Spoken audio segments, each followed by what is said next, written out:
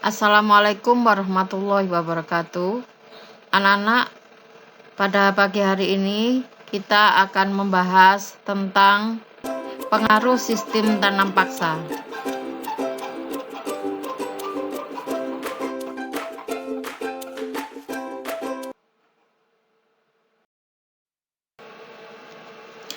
Tujuan pembelajaran. Setelah kegiatan pembelajaran daring dilaksanakan, peserta didik diharapkan dapat mendeskripsikan pengaruh kebijakan kerja paksa oleh penjajah bagi bangsa Indonesia. Sistem tanam paksa.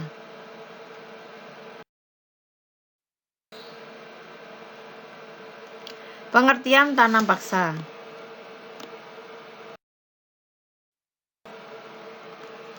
Kultur stelsel atau tanam paksa adalah peraturan yang dikeluarkan oleh Gubernur Jenderal Van den Bosch pada tahun 1830 yang mewajibkan setiap desa menyisihkan sebagian tanahnya atau 20% untuk ditanami komoditi ekspor, khususnya kopi, tebu, teh, lada, kina, dan tembakau, dan tarum atau nila.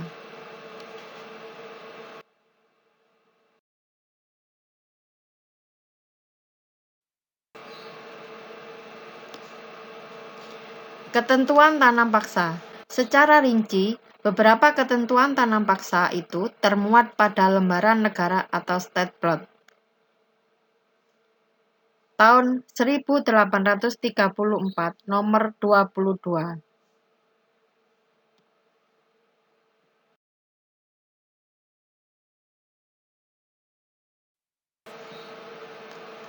Secara rinci, beberapa ketentuan tanam paksa itu termuat pada lembaran negara atau Statblad tahun 1834 nomor 22.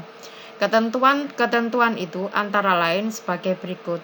1. Penduduk menyediakan sebagian dari tanahnya untuk pelaksanaan tanam paksa. Yang kedua, tanah pertanian yang disediakan penduduk untuk pelaksanaan tanam paksa tidak boleh melebihi 1/5 dari tanah pertanian yang dimiliki penduduk desa. 3. Waktu dan pekerjaan yang diperlukan untuk menanam tanaman tanam paksa tidak boleh melebihi pekerjaan yang diperlukan untuk menanam padi. 4. Tanah yang disediakan untuk tanaman tanam paksa dibebaskan dari pembayaran pajak tanah. 5. Hasil tanaman yang terkait dengan pelaksanaan tanam paksa wajib diserahkan kepada pemerintah Hindia Belanda. 6. Kegagalan panen yang bukan disebabkan oleh kesalahan rakyat petani menjadi tanggungan pemerintah. 7. Penduduk desa yang bekerja di tanah-tanah untuk pelaksanaan tanam paksa berada di bawah pengawasan langsung para penguasa pribumi. 8. Penduduk yang bukan petani diwajibkan bekerja di perkebunan atau pabrik-pabrik milik pemerintah selama 65 hari dalam 1 tahun.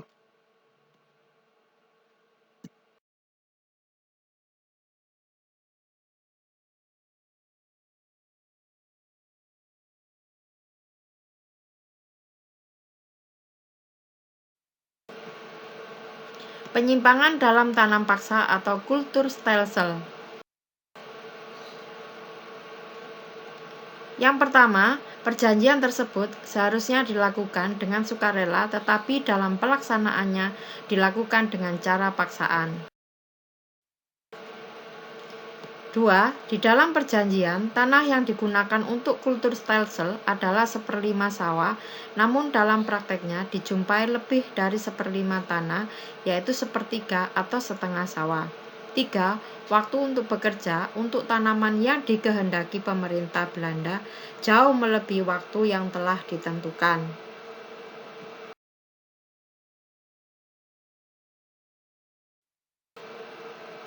4. Kelebihan hasil tidak dikembalikan kepada rakyat atau pemilik tanah, tetapi dipaksa untuk dijual kepada pihak Belanda dengan harga yang sangat murah. 5. Dengan adanya sistem tanah persen yang diberikan kepada para pejabat lokal, maka para pejabat itu memaksa orang-orangnya supaya tanamannya bisa menghasilkan lebih banyak. 6. Tanaman pemerintah harus didahulukan, baru kemudian menanam tanaman mereka sendiri. 7. Kegagalan panen tetap menjadi tanggung jawab para pemilik tanah.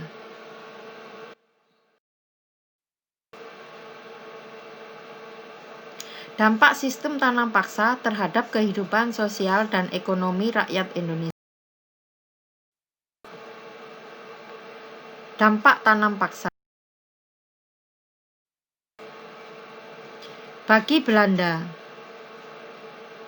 Yang pertama, meningkatnya hasil tanaman ekspor dari negara jajahan dan dijual Belanda di pasaran Eropa. Yang kedua, perusahaan pelayaran Belanda yang semula hampir mengalami kerugian, tetapi pada masa tanam paksa mendapatkan keuntungan. 3. Belanda mendapatkan keuntungan yang besar. 4. Kas Belanda yang semula kosong dapat dipenuhi. 5. Penerimaan pendapatan melebihi anggaran. 6.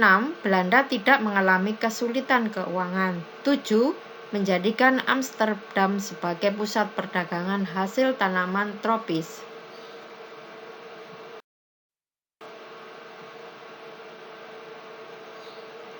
Bagi Indonesia, yang pertama, kemiskinan dan penderitaan fisik dan mental yang berkepanjangan. 2. Beban pajak yang berat. 3. Pertanian, khususnya padi, banyak mengalami kegagalan panen. 4. Kelaparan dan kematian terjadi di mana-mana. 5. Pemaksaan bekerja sewenang-wenang kepada penduduk pribumi. 6. Jumlah penduduk Indonesia menurun. 7. Segi positifnya, rakyat Indonesia mengenal teknik menanam jenis tanaman baru. 8. Rakyat Indonesia mulai mengenal tanaman dagang yang laku di pasaran ekspor Eropa. 9. Memperkenalkan teknologi multicrops dalam pertanian.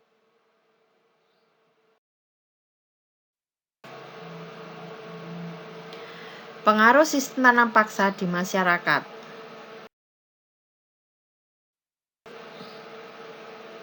Yang pertama, bidang sosial.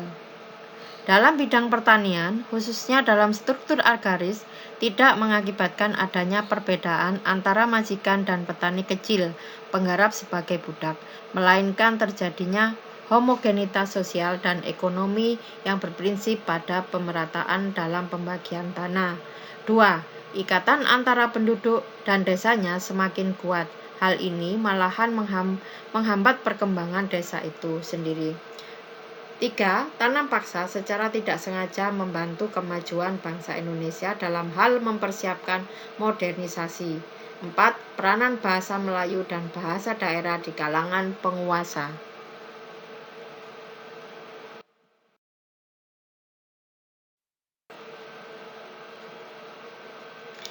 Yang kedua yaitu bidang ekonomi.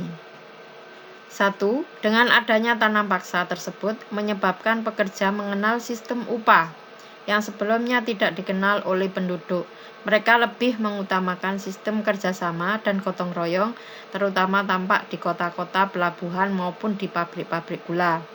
2. Dalam pelaksanaan tanam paksa, penduduk desa diharuskan menyerahkan sebagian tanah pertaniannya untuk ditanami tanaman ekspor, sehingga banyak terjadi sewa-menyewa tanah milik penduduk dengan pemerintah kolonial secara paksa. Dengan demikian, hasil produksi tanaman ekspor bertambah mengakibatkan perkebunan-perkebunan swasta tergiur untuk ikut menguasai pertanian di Indonesia di kemudian hari. Demikian materi hari ini.